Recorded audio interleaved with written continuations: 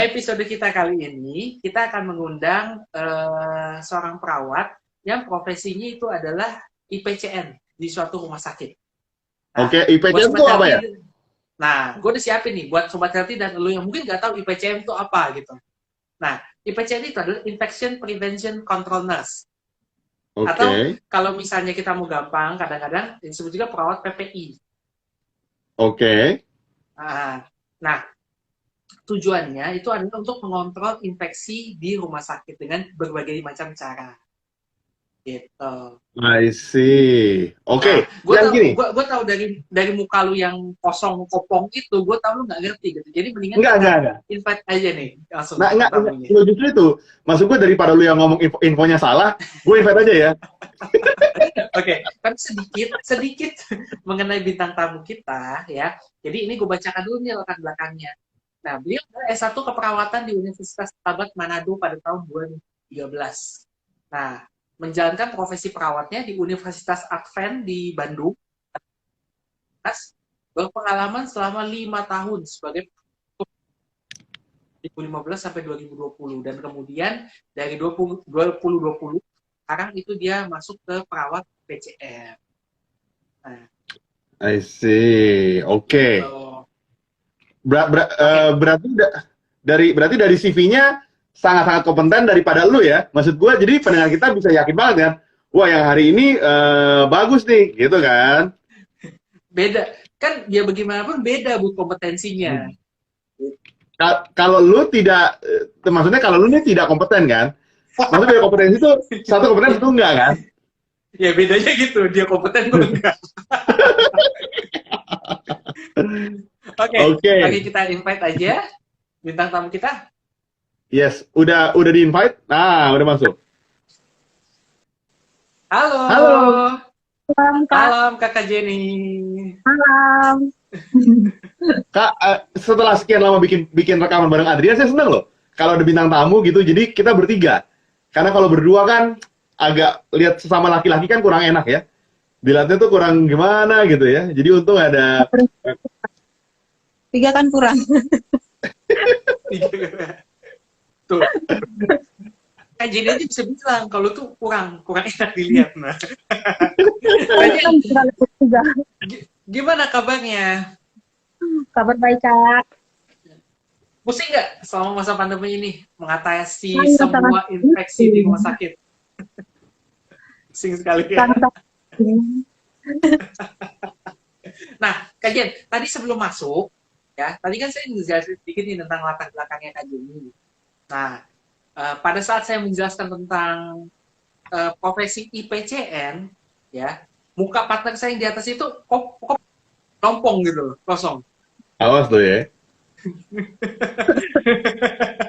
Nah, mungkin bisa Kak Jenny tolong bantu nih, jelasin dulu. Kira-kira latar belakang dibentuknya IPCN, terus job desk-nya itu seperti apa sih kira-kira di rumah sakit? Kalau IPCN itu biasanya kalau di rumah sakit dibilang perawat PPI, tapi nama kerennya dibilang IPCN. Nah, kalau kita itu sebenarnya kalau di rumah sakit itu istilahnya orang yang ya paling bawel dan paling cerewet. Terus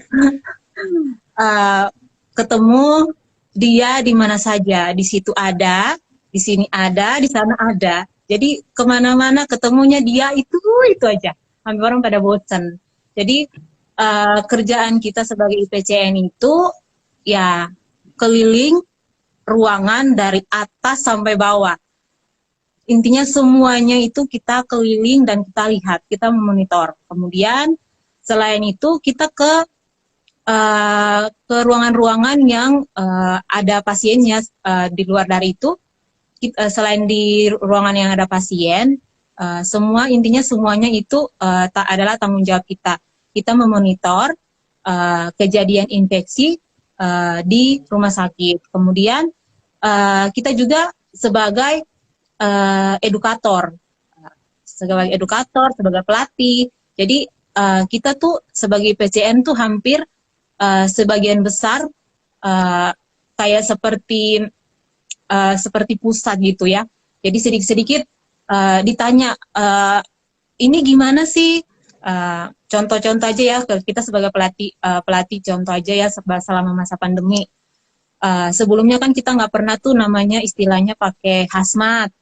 Nah, kita sebagai IPCN disitulah tugas kita untuk melatih tim petugas kesehatan untuk cara penggunaan hazmat, penggunaan masker yang baik dan benar itu kayak gimana. Disitulah tugas kita. Kemudian selain melatih sebagai edukasi kita juga ini memotivasi ya. Namanya juga tim medis ya, kalau udah kerjanya udah capek, udah lelah, ya perlu istilahnya motivasi dari teman-teman sejawat. Kemudian selain itu juga biasanya kita keliling juga melihat teman-teman itu bekerja sesuai SOP nggak sih? Mereka patuh nggak sih? Patuh dalam pelaksanaan PPI di rumah sakit nggak sih?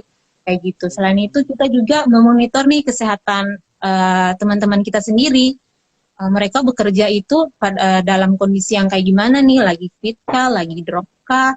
Karena kalau kita teman-teman kita kerjanya nggak fit, ya gimana kita merawat pasien gitu.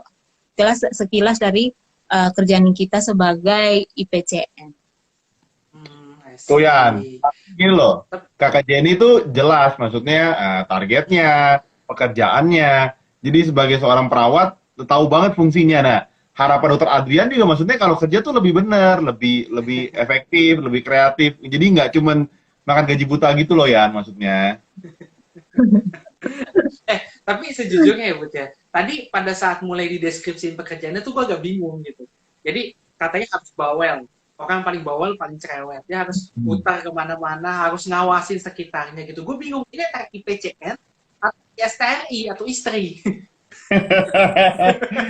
benar juga tuh. Soalnya kok setelah gue dengerin lebih mirip bini gue ya kayaknya ya. Kok sama kerjanya gitu. Oke. Silakan lanjut Bud. Nah, oke. Kak Jenny, jadi aku tuh lumayan penasaran sebetulnya, pengen tahu. Maksudnya, misalnya gini, di sebuah rumah sakit ada penyakit infeksi gitu. Terus apa sih yang mesti dilakukan untuk mencegah penularan itu gitu dari tugas kakak sebenarnya gitu. Jadi aku belum ada gambaran nih Kak, boleh lebih detail nggak? Kalau infeksi, pencegahannya tuh gimana? Kalau secara garis besar ya, kalau contoh saja pasien ini datang dengan sakit ya istilahnya yang menularkan. Nah, saya sebagai PCN akan mengingatkan nih, kalau pasien datang dengan penyakit gini, apa sih yang kalian istilahnya cegah untuk tidak menularkan ke diri sendiri? Ini kita lihat dari segi petugas kesehatan. Jadi kita lihat nih APD-nya apa, APD-nya pakainya apa. Jadi kalau macam pasien datang dengan pasien infeksius, kita harus menyiapkan diri kita, harus apa istilahnya kita harus safety sama diri kita. APD yang kita pakai itu apa? Itu yang saya monitor. Nah, selain itu safe untuk kita, safe juga ke pasien dan ke orang lain. Kita tempatkan dia di tempat yang mana yang benar. Kita nggak bisa tempatkan pasien infeksius sama yang non infeksius di ruangan yang bersamaan. Itu sama aja. Orang istilahnya metong ya. Kita tempatkan pasien infeksius dan infeksius secara bersamaan. Jadi kalau pasien infeksius datang, kita harus tempatkan di mana pasien itu istilahnya kalau di rumah sakit dibilang ruangan isolasi. Jadi dia akan ditempatkan di ruang isolasi dan staf medis juga akan menggunakan APD khusus. Nah ini kan contoh sekarang lagi musim corona nih. Nah kalau contoh aja kita tahu pasien itu pasien COVID, kita nggak akan menempatkan dia bersama dengan pasien yang non-COVID. Jadi kita menempatkan dia itu di ruangan yang isolasi dan tim kesehatan akan juga menggunakan APD yang sekarang digaungkan itu APD hazmat, APD level 3. Jadi untuk pasien-pasien infeksius sebelum masuk rumah sakit dan non-infeksius kita akan istilahnya saring dari depan, saring dari istilahnya dari emergensi. Dari emergensi itu akan kita pisahkan yang infeksius dan non infeksius gitu. Kak Jen, aku pengen tanya lagi. Kalau misalnya dulu sebelum pandemi COVID ini, biasa penggunaan hazmat itu kapan ya? Karena bukan sepengalaman sih.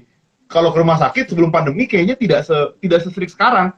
Jadi bahkan kalau kita ketemu sama let's say nggak suster lah, kayak misalnya bagian operasional gitu ya, yang kita daftar segala macam, kan mereka kadang-kadang nggak pakai masker atau mereka nggak ada apa-apa. Dulu kan sangat nggak gitu. Aku pengen tahu zaman dulu itu infeksius macam apa sih yang benar-benar seperti COVID gitu, APD-nya gitu. Boleh share ya, Kak? Kalau dulu kita memang nggak pakai hazmat. Kita dulu kalau dulu itu kalau infeksius paling contohnya penyakit kayak TBC itu kita cuma cukup pakai dengan masker N95, itu udah cukup karena dia penularannya lewat airborne. Tapi inti dari semuanya itu dari pencegahan ini yaitu kita cuci tangan gitu. Jadi inti dari sebenarnya untuk pilar PPI itu intinya itu cuci tangan. Selain dari cuci tangan, pemakaian APD ini. Jadi hazmat itu sebelumnya itu kita nggak pernah pakai. Hazmat itu dipakai pada saat pandemi ini doang. Tapi kalau disamakan hazmat sama dengan gaun, iya kita pakai gaun. Tapi itu gaun kita pakai pada saat melakukan tindakan yang berisiko kita terpapar cairan. Tapi inti dari pencegahan infeksi yaitu ya pilar PPI cuci tangan. Oke. Saya pernah lihat waktu itu Buti mencoba pakai gaun berpesta, tapi nggak pantas.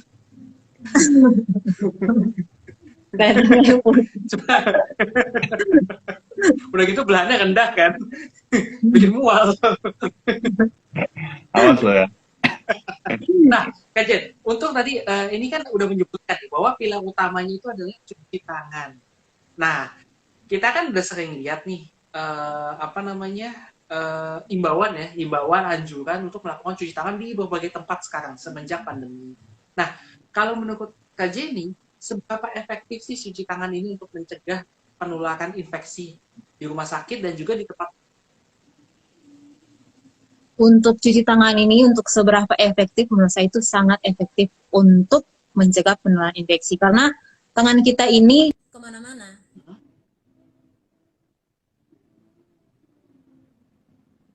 Halo? Halo, Jen. Oh, agak. Salah satu pembawa virus. Jadi efektif banget untuk kita harus cuci tangan sebelum dan sesudah kontak. Apapun yang kita pegang, terus kita mau melakukan sesuatu, kita jangan lupa untuk cuci tangan. Karena ini tangan kita ini istilahnya memang kita lihat ini sangat bersih, tapi kalau dilihat kasat mata memang bersih, tapi kalau dilihat pakai mikroskop banyak banget cuman kita di tangan. Jadi efektif banget kalau kita cuci tangan itu untuk mencegah infeksi, mencegah penularan lah. Nah, Kak Jen, ini aku pengen nanya sebagai awam. Aku pribadi awam. Kadang-kadang aku tuh agak-agak ini awam banget sih ya. Aku tuh kadang bingung mengenai bagian mana tangan yang maksudnya gini. Misalnya kita pakai tangan nih ya, kita pegang. Tapi kan tangan tuh nggak cuma ini, bisa aja mungkin ada sikunya kena gitu, atau ada sampai ke sini-sini. Apakah kalau cuci tangan kita tuh mesti sampai masuk semua gitu sampai sini? Jadi maksudnya seberapa efektif kah? Atau misalnya kita jalan gitu ya, itu kita kayak nepok gitu. Aku tuh kepikiran berarti kan ini kita semua ada virusnya ya gitu. Maksudnya kalau secara nggak sengaja atau kita siku kita taruh gitu di meja. Maksudnya gimana tuh sebenarnya cuci tangan yang efektif sehingga akhirnya tidak menular kemana-mana gitu. Aja pengen nanya itu sih. Kalau sehubungan dengan kalau kita di rumah sakit tuh ada istilahnya cuci tangan 5 momen 6 langkah. Kemudian ada cuci tangan yang namanya cuci tangan sertikal. Kalau berhubungan yang kakak pertanyaan soal sampai di siku-siku, itu kita akan melakukan cuci tangan pada saat kita melakukan tindakan operasi di ruang operasi. Tapi untuk masyarakat umum atau kita tim kesehatan di ruang lingkup rumah sakit, kita cuci tangan itu cukup di kedua tangan ini dan melakukan 6 langkah 5 momen. Nah, 6 langkah ini contohnya tuh kayak mungkin sudah sering dengar istilahnya kita 5 momen dalam artian sebelum kita kontak pertama kali dengan pasien, mau melakukan apapun kita kontak sama pasien, kita cuci tangan. Kemudian kita mau melakukan contoh pemasangan infus, salah satunya pemasangan itu kan tindakan aseptik, kita harus cuci tangan. Kemudian kita ketemu pasien mau buang urin, itu kita pun cuci tangan. Kemudian setelah kita kontak juga dengan pasien, kita cuci tangan. Terus setelah dengan lingkungan pasien pun kita harus cuci tangan karena itu istilahnya lingkungan pasien itu lingkungan yang dimana banyak kuman. Dan di rumah sakit itu istilahnya di banyak tempat itu banyak kuman. Dan 5 momen ini sangat penting untuk kita tim kesehatan untuk selalu cuci tangan, tidak boleh, istilahnya tidak boleh lupa. Karena kita nggak tahu nih, kalau kita sampai lupa, kita punya tangan ini pegang kemana-mana. Kalau kita, anggaplah kita kontak sama pasien ini, kita nggak cuci tangan, sebentar kita pegang sama pasien ini, secara tidak langsung kita sudah membawa kuman dari satu pasien ke pasien yang lain. Kalau enggak, kita selesai kontak pasien, terus kita kontak sama teman. Secara tidak langsung, kuman pasien yang kita tadi pegang, pindah ke teman kita. Belum lagi teman kita pegang, istilahnya kalau di rumah sakit itu paling sering itu dari pasien kalau udah lupa cuci tangan, kita pegang handphone, pegang telepon. Nah, disitulah kuman istilahnya berkeliaran lah itu. Jadi kita istilahnya 5 momen ini harus kita lakukan dengan baik. Dan juga kita tidak lupa untuk istilahnya saling mengingatkan ya. Kalau punya jangan kita ya udah kalau saya cuci tangan ya udah untuk saya sendiri. Tapi kita harus mengingatkan juga ke teman yang lain. Kalau lihat teman itu habis istilahnya kontak sama pasien nggak cuci tangan, kita harus mengingatkan itu supaya ya sama-sama istilahnya safe lah, sama-sama safe untuk kita sendiri dan juga orang lain. Nah, Kak Jen, itu sebenarnya, ntar ya, gue mau nambahin sebentar. Jadi penularan itu signifikan memang lewat tangan gitu. Kadang-kadang sih sama Adrian nih, kalau video call, saya berasa kuman aja nular ke saya gitu. Makanya layarnya suka saya karena merasa dia ngomong tuh sampai sini kumannya. Tapi untung lah kalau kita bertiga kan lebih enak. Kalau berdua tuh suka agak sakit kepalanya. Ya, boleh lanjutin ya? Bener. Ya, nggak jadi, kalah cepat gue. Nah, kajian tadi kan kajian udah nyebut ini 5 momen dan juga 6 langkah gitu. Nah, bisa nggak coba kajian bantu peragakan cuci tangannya? Karena kita sering melihat kan 6 langkah itu dalam bentuk gambar. Ada di tempat wastafel biasanya tempat umum ya. Sebelum makan gitu kan suka ada gambarnya. Tapi kalau menurut saya akan jauh lebih efektif kalau misalkan kita peragakan sekarang ini. Nah, kajian lakukan apa? Nanti kita ikutin ya, Bud ya. Oke. 6 langkah cuci tangan ini biasanya banyak tempelan di wastafel. Ya, secara tidak kalau orang awam yang nggak sering lakukan sih pasti lupa ya. Tapi kalau kita tenaga medis udah hatam istilahnya. Masa tidak tahu 6 langkah cuci tangan tuh, aduh parah banget tuh. Itu harus hatam itu 6 langkah cuci tangan. Oke, kita mulai aja pertama. Kita cuci tangan pakai istilahnya air dan sabun aja ya. Kita cuci tangan pakai air dan sabun. Kita nyalakan air, kemudian kita ambil sabun, taruh di telapak tangan dan kita gosok. Ini adalah langkah pertama. Setelah langkah pertama, ya, langkah pertama, kemudian kita menuju ke langkah kedua di telapak tangan. Ini telapak tangan ya namanya ya. Telapak tangan. Ini telapak tangan. Setelah itu kita ke sela-sela jari. Ini kita punya sela-sela jari, kita gosok. Setelah sela-sela jari, kemudian istilahnya kita namanya gerakan mengunci.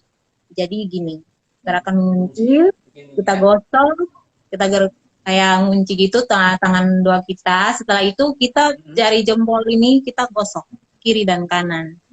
Kita gosok supaya bersih. Setelah itu kuku kita dibersihkan tapi secara gini, kiri kanan. Setelah itu kita bilas, dan setelah bilas kita jangan tutup tangan kita, tutup keran airnya sama tangan lagi, tapi kita pakai siku atau enggak kita pakai tisu yang tadi kita udah keringkan, tutup kerannya. Karena kan kalau kita pakai tangan ya sama aja kotor itu tadi ya, cuci ulang lagi. Jadi kita tutup keran itu jangan pakai tangan yang tadi kita udah bersih, tapi pakai tisu atau enggak pakai siku kita untuk tutup. Wah, parah juga ya. Berarti selama cuci tangan ini aku hanya ngelakuin 1 dong, atau 2 bahkan. Kayaknya nggak tahu tuh 3 sampai baru tahu kayaknya ada yang begini. Gawat juga ya. Waduh. Tuh kan, apa gue bilang, untung ada peragaannya gitu. Kalau enggak, cuma ditempel di wastafel tempat makan, orang udah pikirannya buat mau makan. Udah nggak dilihat lagi gitu gambar-gambar kayak gitu. Ya, jadi bahkan ada jempol mesti dibersihin gitu. Biasanya maksudnya gini, maksudnya kajian, aku sebagai awam nih dan aku kayaknya bisa memastikan 90% orang awam cuci tangan.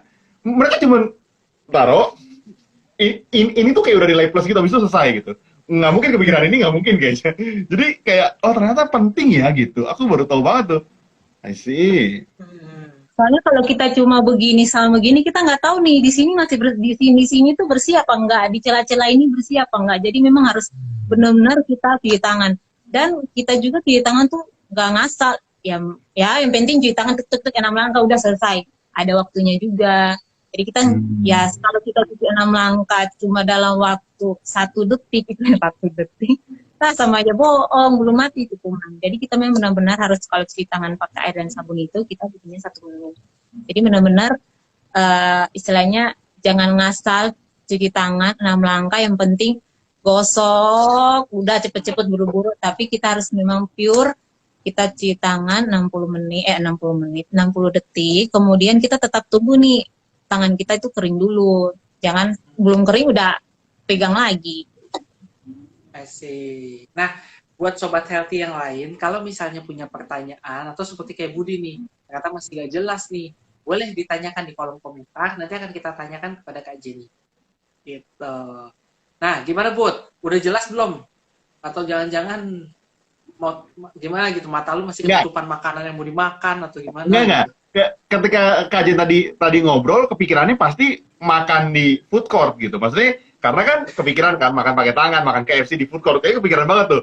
Nah, cuman kajian, aku jadi mau nyambungin itu ke era sekarang. Di saat kita pandemi, semua orang tuh kan bawa sanitizer gitu. Aku dulu anti banget bawa sanitizer karena laki merasa nggak jantan. Sekarang sampai punya gitu, karena punya baby jadi ngerasa oke, harus bersih nih gitu.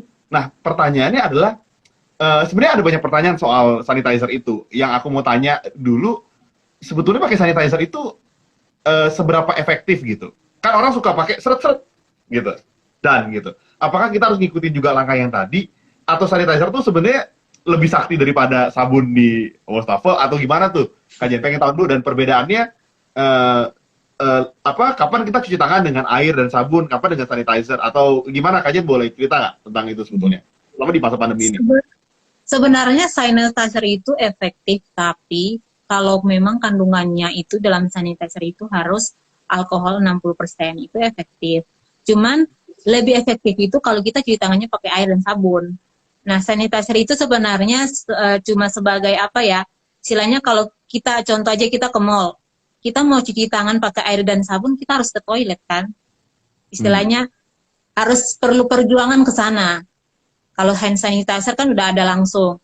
Nah, itu sebenarnya cuma sebagai istilahnya apa ya, orang bilang ya, aku nggak tahu istilahnya apa, cuman yang pasti hand sanitizer itu bukan, kalau untuk PPI itu bukan pure utama dalam pencegahan infeksi, tapi cuci tangan air dan sabun itu yang paling utama. Karena hand sanitizer itu kalau dengan sabun, dengan cuci tangan, sabun dan tangan itu sangat lebih efektif cuci tangan dengan air dan sabun. Kalau hand sanitizer itu kan pasti produk-produknya itu beda-beda. Kita nggak tahu nih yang kita beli sanitizer ini apa namanya bisa bunuh kuman apa.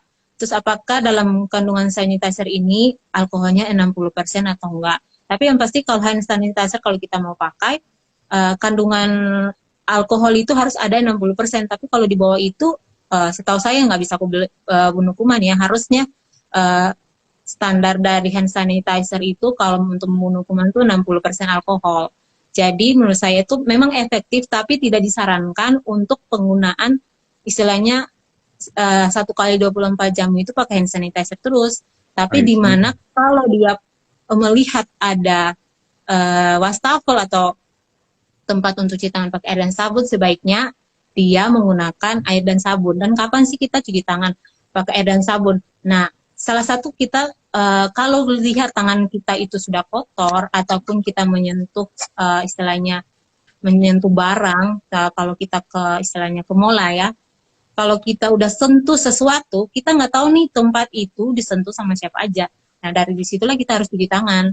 Nah, dan kalau tangan kita kalau dilihat ini contoh aja kayak berdebu itu kita jangan cuci tangannya pakai hand sanitizer ya, sama aja bohong. Jadi kita harus pakai air dan sabun. Karena hand sanitizer itu kalau contoh aja kita coba tangan kita berdebu atau enggak berminyak lah, itu enggak bersih, pasti masih istilahnya apa ya? Masih ya intinya masih kelihatan kotor. Kalau kita pakai air dan sabun itu benar-benar bersih. Karena itu yang tadi aku bilang, dia itu tidak bisa istilahnya lah ya membunuh 100%. Membunuh 100% kuman. Yang lebih membunuh 100% kuman itu air dan sabun, karena ya itu tadi komponen dari hand sanitizer setiap produk itu berbeda-beda. Gitu. Gitu jelas. Jadi Bud, kalau misal lu abis dari KFC makan tangan berminyak ya, banyak tepungnya gitu kan, jangan lu cuci pakai sanitizer. Enggak, ya. Cuci lah pakai air sama sabun. Biasanya kalau habis makan KFC, gue sih mandi biasanya, biar bersih semua kan. Jadi di kamar mandi tuh mandi sekalian biasanya. Berarti segitu belepotannya makan lu ya, sampai lu mesti mandi gitu. Oke, Kak Jen. Nah, sekarang kita ini nih, enggak deh, ini bagiannya si Budi nih. Kalau misalnya mengenai mitos sama fakta, biasanya ini adalah si Budi nih sekarang. Buat pernah nggak dengerin mitos yang aneh-aneh mengenai cuci tangan? Mungkin Pernah. nanti bisa kita tanyakan ke Kak Jen nih. Pernah. Yang pertama, cuci tangan pakai air dingin itu tangannya jadi dingin. Ya pasti tangan dingin. Oke. Jadi Sobat Healthy tahu kan penderitaan gue selama bertahun-tahun gitu. Yang mesti meladeni dia gitu. Jelas kompetensi gue turun jadinya gitu kan. Karena disuapi dengan pertanyaan yang gak penting gitu. Jadi ini ada, aku pernah dengar ini sebetulnya. Jadi cuci tangan terlalu sering itu bikin bakteri baik itu jadi hilang. Maksudnya kan mungkin bakteri nggak semuanya jahat ya, ada bakteri baik juga sebetulnya gitu. Jadi kalau cuci tangan sering-sering nanti bakteri baiknya pada hilang nih, pada itu, jadi semua malah jadi nggak ada proteksinya gitu. Itu gimana tuh Kak Jen? Kalau menurut saya soal mitos itu bisa ada benarnya, bisa ada tidaknya. Karena memang di tangan kita ini tuh ada kuman baik. Istilahnya intinya sesuatu yang secara berlebihan kita lakukan itu tidak baik. Tapi kalau berlebihan itu kita lakukan untuk mencegah infeksi itu bisa. Jadi kalau kalau kakak tanya soal mitos dan fakta itu apa, saya nggak bisa bilang itu fakta, itu mitos, karena memang di tangan kita ini memang ada kuman. Kalau kita cuci tangan dengan baik, istilahnya kuman yang baik itu tidak akan mati. Tapi kalau kita melakukan secara berlebihan, contohnya dia punya produk, istilah dari produknya itu apa, terus kita melakukan secara berlebihan, kuman baik itu bisa aja terbunuh. Tapi kuman baik ini istilahnya bisa cepat tumbuh karena kita membutuhkan nih kuman baik untuk kulit kita. Dan kalau contoh saja kita nggak mungkin kan kita cuci tangan secara sering, terus tangan kita istilahnya kering, luka, kita maksa untuk cuci tangan, itu pasti tidak mungkin. Pasti kita akan istilahnya pergi ke dokter nih, tanya nih kenapa nih dok, tangan kita bisa kering, pakai penggunaan sanitizer apa yang istilahnya cocok buat kita, pakai sabun apa yang cocok buat kita. Jadi kalau untuk mitos dan fakta saya nggak bisa bilang itu mitos, itu fakta. Itu sih. Separuh-separuh jadi ya. Ada benarnya juga gitu. Tapi kayaknya kalau sampai merugikan tuh kayaknya nggak segitunya gitu. Gitu ya kayaknya ya. Gitu, Bu. Kayaknya gimana, Bu? Ada nggak mitos fakta lain yang pernah lu dengar lagi nih? Terkait cuci tangan. Sebenarnya bukan mitos fakta sih, cuman aku tuh mungkin dari orang tua kali ya. Jadi kadang-kadang kalau cuci tangan tuh nggak pakai sabun, pakai air mengalir aja, asumsinya kumannya tuh ikut turun gitu. Jadi ini kadang-kadang sering kan, harus cuci tangan nih nggak pakai sabun, dia cuci tangan aja, airnya mengalir, dan itu berasumsi bahwa kumannya ikut turun gitu. Setelah denger ini kan jadi ngerasa debu itu mungkin ikut terambil gitu, tapi kuman kan menempel ya gitu. Tapi kumannya nggak mati ya, kumannya tuh nggak tinggal nggak mati. Gitu, jadi memang agak salah nih kayaknya orang tua ngapain padahal diri sendiri gitu kan ya, cuci tangan air mengalir nggak pakai sabun. Yang penting cuci tangan, yang penting tangan bersih. Kajian, ini kebiasaan jelek Budi kayak gitu. Sebenarnya dia ngelakuin, tapi dia nyalain ke orang lain gitu. Yang kali ini pakai kambing hitamnya orang tua. Itu jangan gitu dong. Itu membocorkan rahasia gue kan di depan orang. Kan gue jadi gak enak. Gue. Oke, nah terakhir kita kan udah masuk ke ini nih menit-menit akhir. Nah, mungkin dari Kak Jenny ada nggak pesan dan kesan yang mau disampaikan nih kepada masyarakat luas, pada pendengar kita semua mengenai tentang kebiasaan hidup sehat, terutama cuci tangan, pesan-pesannya. Oke, untuk teman-teman healthy, dari saya pesanin kita setiap melakukan sesuatu, sesudah melakukan sesuatu, apapun itu, jangan lupa untuk cuci tangan. Karena tangan kita ini istilahnya pembawa kuman kemana-mana. Jadi, di mana kita sentuh sesuatu, ingat, ting, cuci tangan. Setelah kita melakukan sesuatu, ingat, ting, cuci tangan. Jadi apalagi lagi musim pandemi begini, kita nggak tahu nih, kita sentuh tempat atau barang yang dimana disentuh sama orang lain, kita nggak lihat langsung. Jadi sebaiknya sebelum dan sesudah kita melakukan sesuatu, menyentuh sesuatu, kita harus cuci tangan. Itu sih dari saya. Baik, terima kasih banyak ya Kak Jenny sebagai narasumber kita hari ini, sudah membuka wawasan pengetahuan kita juga gitu, dan akhirnya Budi yang bebal juga tahu gitu, ternyata cuci tangan tuh 6 langkah, bukan 3 langkah plus langsung makan gitu. Jadi buatnya cuma 4 langkah, 3 cuci tangan, 1 hap makan. Nah Sobat Healthy, buat yang lain nih yang baru aja join dan mungkin ketinggalan nih, tapi pengen menyimak episodenya dari awal. Nah, episode kali ini akan kita upload di channel YouTube kita di hari Kamis nanti jam 5 sore. Jadi jangan lupa tunggu aja di sana, nanti semua bisa melihat dari episodenya dari awal. Nah, dan kita juga akan punya podcast yang kita akan tayang setiap hari Kamis di channel podcast kita di healthyhacks.id. Apalagi, Bud? Nah, dan jangan lupa informasi ini akan ada di Instagram kita. Jadi kalian jangan takut misalnya, aduh nanti informasi dari mana nih? Tenang aja, follow aja Instagram kita di healthyhacks.id gitu. Jangan lupa tungguin YouTube kita dan juga tungguin IG live kita setiap weekend atau setiap hari-hari lainnya. Makanya pantengin terus Instagram healthyhacks.id. Jadi sampai situ aja. Sekali lagi Kak Jen, thank you banget. Informasinya berguna banget. Thank you, Kak Jen. Tahu sanitizer yang disarankan tuh 60% alkoholnya, itu aja saya baru tahu tuh. Maksudnya saya jadi mulai ngecek kan. Jangan-jangan alkohol sanitizer di rumah tuh nggak ada alkoholnya, jangan-jangan gitu. Jadi saya jadi mau ngecek. Karena ini saya jadi realize gitu, sanitizer tuh jadi sangat signifikan sebetulnya, orang bawa di mana-mana. Ternyata itu tidak sesignifikan itu dibandingkan dengan air mengalir gitu. Jadi kalau misalnya kita masuk, ini aku boleh share sedikit ya. Tadi pikiran tiba-tiba.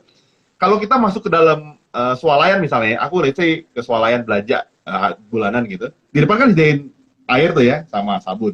Biasa aku lewat tuh. Yang penting bawa sanitizer gitu. Jadi aku baru ngeh, oh ternyata lebih efektif itu sebetulnya daripada sanitizer kita. Karena apalagi kita dari luar, dari jalan, ada debu dan segala macam. Semoga kita bisa sering undang-undang Kak Jen daripada sama Adrian terus kan mungkin pembahasan ini. By the way, bentar. Ada yang request pertanyaan nih, ya. Ada yang nanya nih di bawah nih. Ini pas banget ya yang mau nanya nih. Silakan, Mas Roni. Nah, jadi ambil sharing sedikit.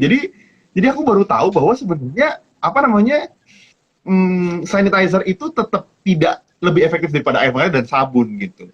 Dan harapan ini juga aku pengen share ke teman-teman bahwa pendengar kita bahwa kalau kalian ketemu memang wastafel cuci tangan, ya cuci tangan aja di situ gitu. Karena toh lebih bersih juga gitu dan sabun juga gitu. Jadi sanitizer tuh untuk backup kita nggak ada di mana-mana untuk bisa lakuin itu. Gitu, paling gitu aja.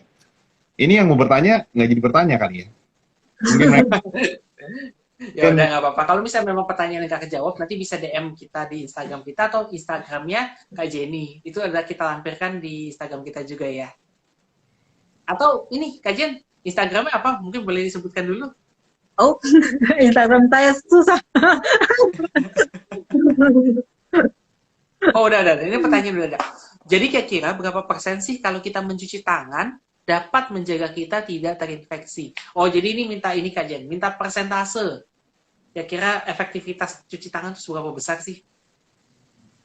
Kalau soal persentase, saya jamin 100% kalau untuk cuci tangan pakai air dan sabun itu untuk mencegah infeksi. Kalau untuk hand sanitizer, saya tidak menjamin itu. Ya, Wow, statement yang itu tegas banget. 100% kalau bisa menggunakan cuci tangan dengan sabun, tapi nggak bisa dijamin dengan sanitizer. Mungkin juga karena standar sanitizer sendiri kan beda-beda ya kak ya, kandungannya nggak selalu 60% gitu. Gitu. Kalau nggak salah si Budi dulu pernah cuci tangan pakai alkohol 25%, mereknya whisky masalah. Baygon juga, kirain tuh baygon bisa juga dipakai cuci tangan, ternyata nggak bisa. Ya udah daripada kita Baik. terima banget ya sekali lagi. Semoga jangan nyesel kita undang-undang untuk ngobrol-ngobrol seru banget tentang hal-hal ini. Dan teman-teman jangan lupa jaga kesehatan, sehat selalu untuk terus bisa aktivitas dengan normal di masa pandemi ini terutama. Jangan lupa stay healthy. And stay alive. Bye-bye.